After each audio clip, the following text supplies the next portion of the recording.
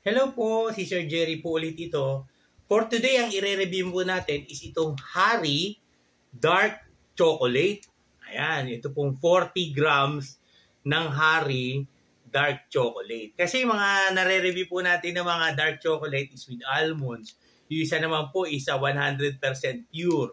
So ito po ano lang po siya, no? 75% na dark choco. Okay, so ito po ang i-review natin, ano? Harry Dark Chocolate Bar. 40 grams po siya.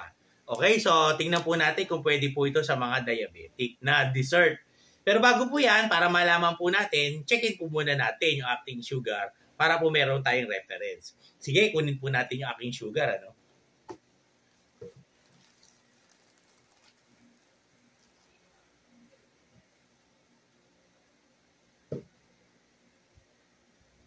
Para may reference po tayo mamaya.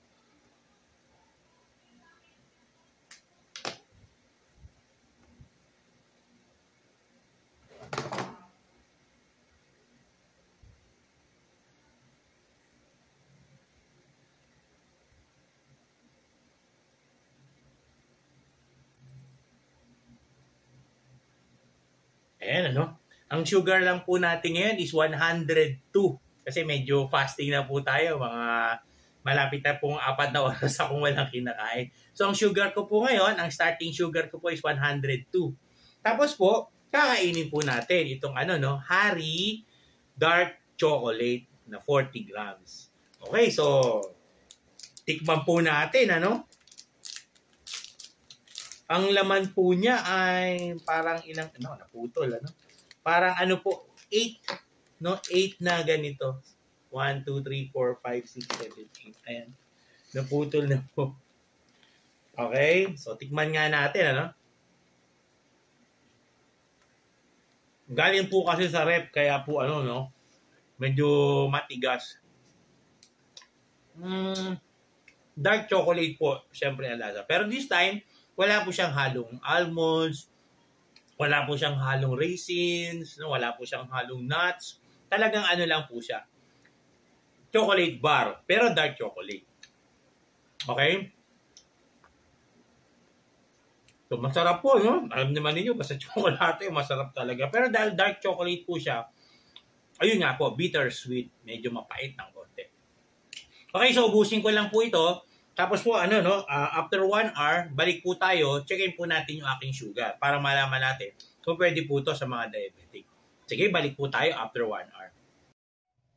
Okay, so habang naghihintay po tayo, baka gusto nyo pong may mabubuting puso po dyan na mag-donate po sa atin, ating glucose strips, tsaka lancet na magagamit po natin sa ating review. O kaya baka meron po kayong i-request na review. Tumatanggap po tayo ng donations to ating GCash sa 0967-190-0407. Ang name po natin is Jerry Ivan Gallardo. Doon lang po sa mga gustong mag-donate po para sa ating ikasasucess ng ating review channel dito po sa YouTube. Okay, yan po yung ating GCash number. 1 hour later.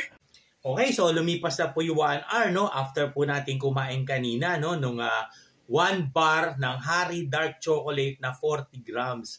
At ngayon po, oras na po para checkin natin yung aking sugar. Sige, checkin po natin yung aking sugar, Para malaman po natin yung resulta.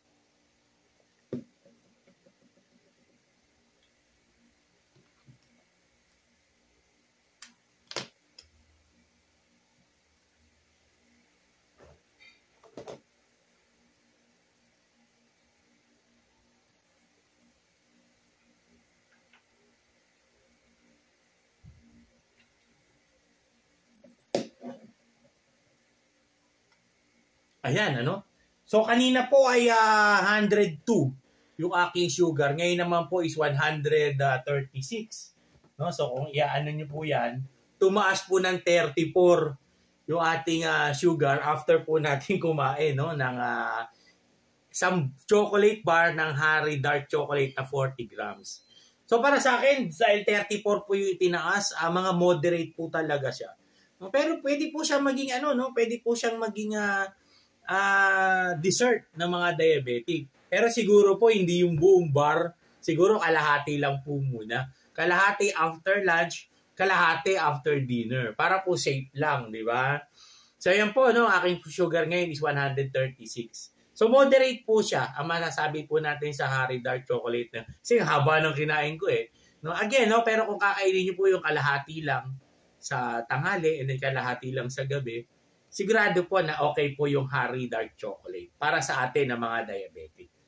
Okay? So ito po ulit si Sir Jerry hanggang sa susunod po na video natin na i-review po natin.